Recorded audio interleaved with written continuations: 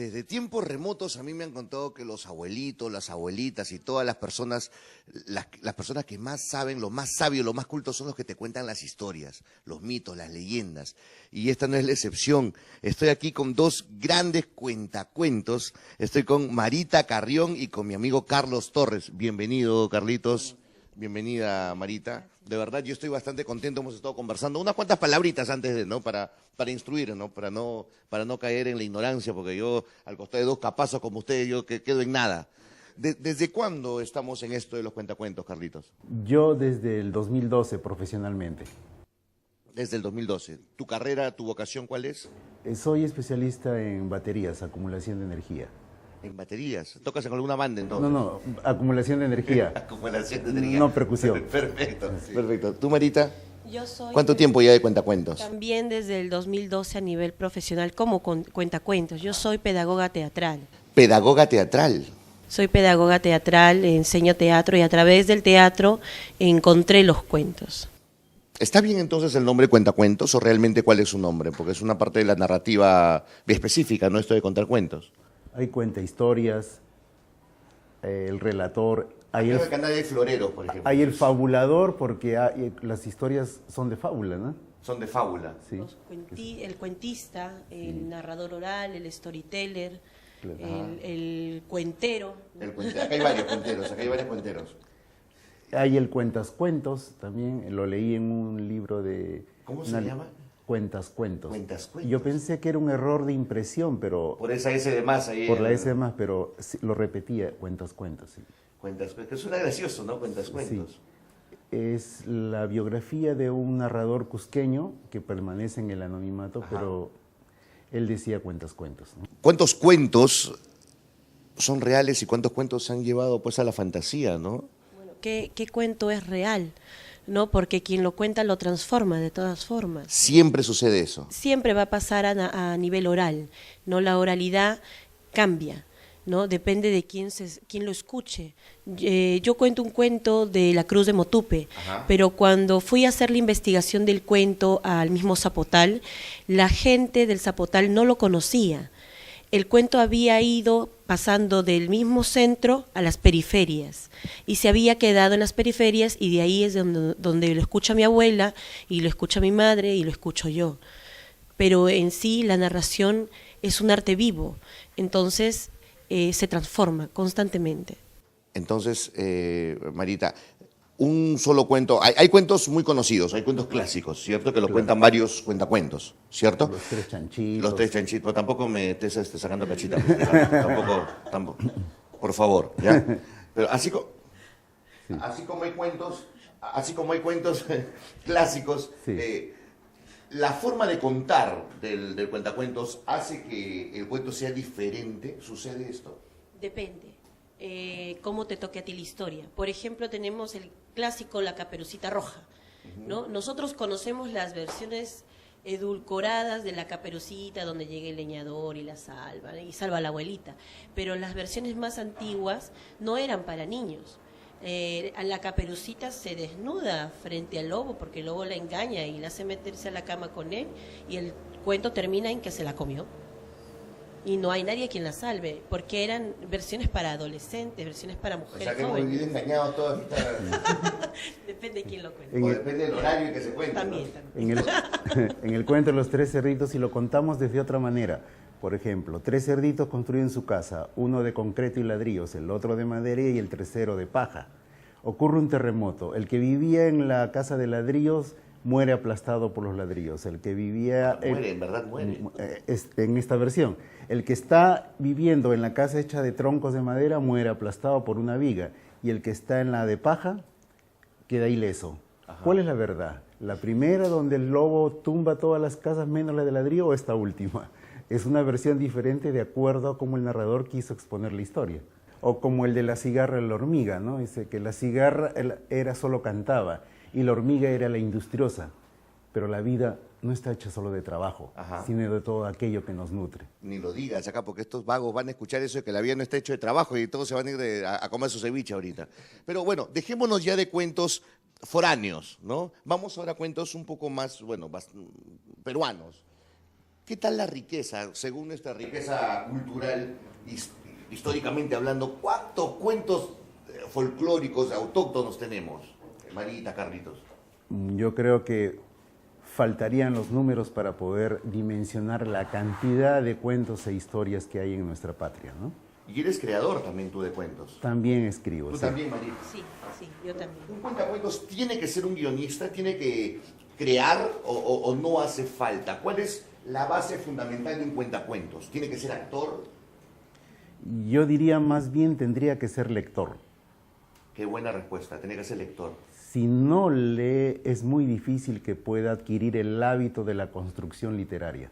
Para mí la base fundamental del cuentacuentos es la lectura y la escucha, porque los cuentacuentos que estamos ahora, ¿no?, en Lima, en provincias, la mayoría te va a decir que este cuento lo escuchó siendo niño o siendo niño escuchó a alguien. La mayoría está influenciados desde la niñez y no tiene nada que ver con el hecho de que las mamás o los papás se sienten a contarte cuentos por las noches. No, yo no recuerdo a mi madre contándome cuentos por las noches. La recuerdo contándome cuentos mientras que cocinaba, mientras que pelaba mi abuela los cuyes, mientras que me enseñaban a preparar algún dulce, ¿no? Entonces, y más que todo recuerdo las cenas y los almuerzos domingueros, donde la familia contaba las anécdotas familiares, ¿no? Entonces, eso le permite a la persona saber de dónde viene para saber a dónde va. Y es fundamental para los cuentos saber de dónde viene uno, sobre todo para cuando hablas de temas de identidad, ¿no?, que tiene que ver con las narraciones de acá, de Perú, tantos mitos, leyendas que hay para narrar tan ricas, ¿no? Y podemos adaptarlas para comprensión de los compañeros extranjeros e incluso de los niños. No tiene por qué ser aburrido contar historias de nuestro país, ¿no? Totalmente de acuerdo, no tiene por qué el arte, la cultura, por qué proliferar lo que sucede, ¿no? Las historias no tienen por qué ser aburrido. Ahora, Carlitos, tú comentaste hace un momento el cuentacuentos, en tu caso, no sé si es el caso general, que por ejemplo crucé la cordillera en la madrugada y sentiste el frío, ¿no? Eso actoralmente sucede cuando el actor es orgánico. ¿Qué tanta similitud hay entre que un actor cuente un cuento a que un cuentacuentos que no tiene, digamos, en tu caso sí, que no tiene la formación actoral, digamos, le puede suceder eso? Bueno, tiene que hacer mucho uso de la palabra. El vehículo único que tiene es la palabra, la entonación, el volumen y el sentimiento que le va imponiendo a la palabra va creando el clima que ayuda a que el escucha aprenda esa historia. Y por aprender no digo que se lo aprenda de memoria, sino que se meta en la historia y comience a vivir con el narrador.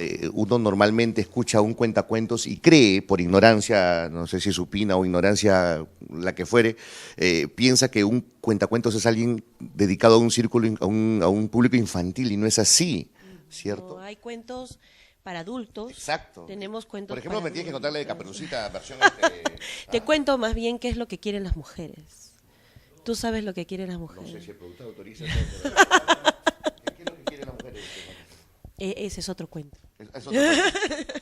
Hay cuentos No para como adultos. mi amiga las del cuento. Esa no. Okay. Hay cuentos para adolescentes, netamente para adolescentes. Hay cuentos para niños e incluso hay cuentos para bebés, ¿no? De cero. Cuentos para bebés. Cuentos para bebés, ¿no? Cuentos desde la barriga, cuentos para todo tipo de público.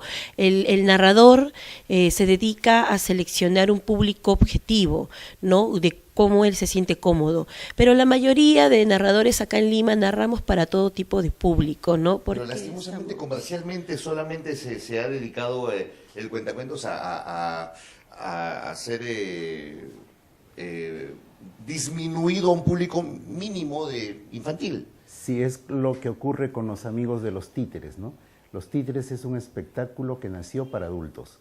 No sé en qué momento se transformó. Además, las revoluciones se manejaban por esos mensajes Sí. rojos, se manejaban por... Muchos titiriteros dieron con sus huesos a parar en la cárcel, ¿no? Sí, pues, sí. Igual en cuentacuentos puede haber tal cantidad de materias. Por ejemplo, hay un cuento que nos relata una doctora. En Europa hay un concurso que es el FameLab, y esta doctora, mediante un cuento, nos hacía entender cómo es que el embrión dentro de la madre no es atacado por los anticuerpos. Es una verdad científica, Claro. pero lo puede hacer fácilmente entendible a través de un cuento. Y ese es un nivel científico. Y de ahí nacen pues también cosas como las parábolas que también nos han enseñado. Eso también es un tipo Esas de... también son historias. Lo que según la Biblia hacía Jesucristo Convertir el agua en vino. Exacto. Y ¿Son qué? ¿Son fábulas? ¿Son parábolas? Son historias, ¿no? De acuerdo a cada religión, ¿no? Hay historias de otro tipo de religiones, otro tipo de visión sobre el origen del mundo, por ejemplo, ¿no? Entonces, esas historias son importantes de rescatar para el aprendizaje, no tanto a nivel creencia, ¿no? Porque nosotros somos neutrales al contar historias, no tratamos de adoctrinar, solamente en transmitir la palabra. Que es el perfil en el cual se tiene que mantener el arte, ¿cierto? Bastante neutral, para no causar estos tipos de discusiones de repente. Choque, ¿no? sí, y también un cuento siempre es verdad, dentro del cuento. Medir el cuento como si fuera una verdad histórica o científica, eso es no entender la función del cuento. Un cuento y un mito es en realidad dentro del cuento. Bueno, muchísimas gracias, de verdad. Gracias, yo los admiro mucho. Gracias. De verdad, hago el llamado a que la gente se meta más en esta historia de los cuentacuentos, Pueden en estas cosas, leyendo, informándonos, culturizándonos, y esto hace que la cultura trascienda a nuestros hijos, a nuestros sobrinos, porque las buenas costumbres se tienen que heredar, ¿no? Y las narrativas y los cuentacuentos deben ser una de ellas, de todas maneras. Y pueden a visitarnos. ¿Dónde podemos ubicarlos, Carlitos, Marita? ¿Dónde los podemos ubicar? Cuenta. Nosotros tenemos presentación todos los sábados, 11:30 de la mañana, en la biblioteca Mario Vargas Llosa, que queda en la sala en el campo ferial de los libreros de Amazonas, esquina Andahuaylas y Amazonas, junto al Puente Balta, a una cuadra de la avenida Bancay. A una cuadra de la avenida Bancay en el Cercado de Lima. ¿Algún teléfono, Marita? ¿Algún teléfono? ¿Algún Facebook, Carlitos? Un teléfono 996-583864. Me pueden ubicar en Facebook como Carlos Torres, el narrador, y escribo una página en internet de cuentos cuyo nombre es Narra Centro. En Google ponen Narra Centro y les va a llevar esa página. Igual tu, Marita. Sí, bueno, yo dicto talleres en el Museo de Arte de Lima, en el Museo de Arte de Lima que está en Paseo Colón. Allí dicto talleres de narración de cuentos para docentes, para público general, para personas mayores que deseen utilizar esta herramienta como herramienta pedagógica, para quizás a nivel personal. También tengo una página en internet, es Marita, con doble T, Carrión, Irán Paguanto, es mi nombre selvático que me pusieron, y pueden contactarse conmigo al 99302-3207 o al Facebook como Marita Carrión, con doble T siempre. Gracias, Marita, gracias, Carlitos. Ya Muchas sabemos, gracias. Entonces hay diferentes tipos de cuentos y bueno, hay que inclinarse por la lectura y por escuchar, ¿no?